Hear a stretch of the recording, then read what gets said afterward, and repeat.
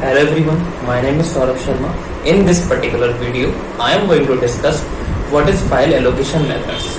In the previous few lectures, we are discussing what are the different techniques for memory allocation. Right? There are two types of that contiguous and non-contiguous. In the same way, we need to store the data efficiently in a disk also. So there are some techniques by which we can store the data in a disk, in a secondary memory. So today's topic is file allocation method. So initially it is divided into, it has two types. One is contiguous memory allocation.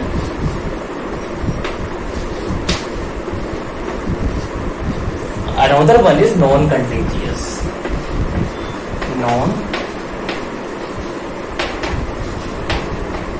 Clear? Contiguous memory allocation means we are storing the data in a contiguous manner. It is very similar to your memory allocation method for the main memory, right? But in a contiguous memory, we store the directory. Suppose this is your hard disk.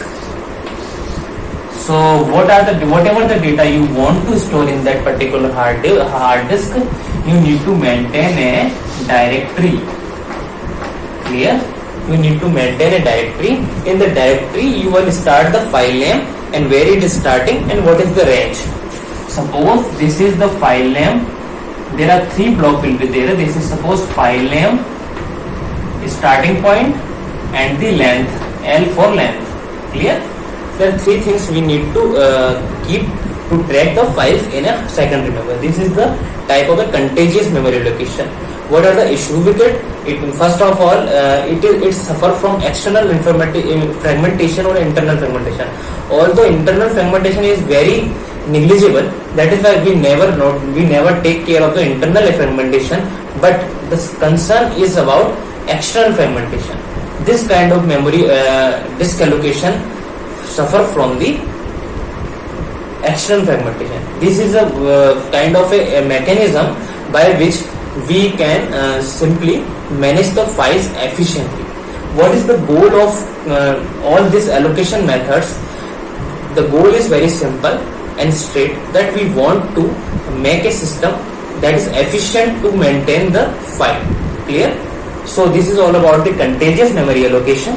Now we focus on the non-contiguous part. It has two sub parts. One is linked list.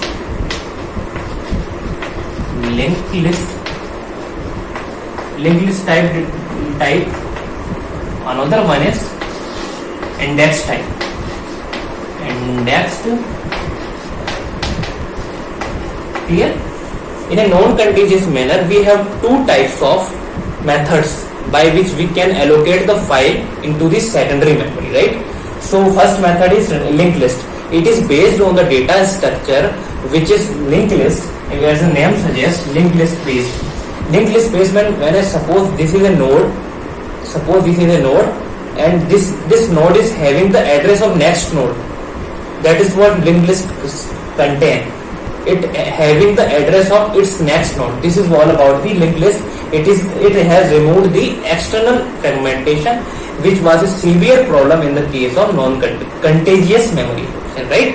So this is about the linked list.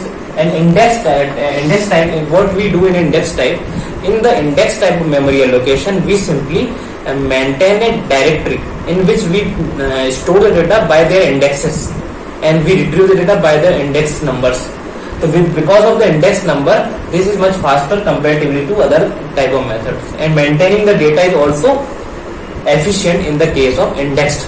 Your Unix system, the Linux or Unix system, uses this kind of memory allocation, file allocation method. Clear? This is all about the file allocation method. I hope I have delivered what I supposed to deliver. Keep watching, keep learning. Thank you.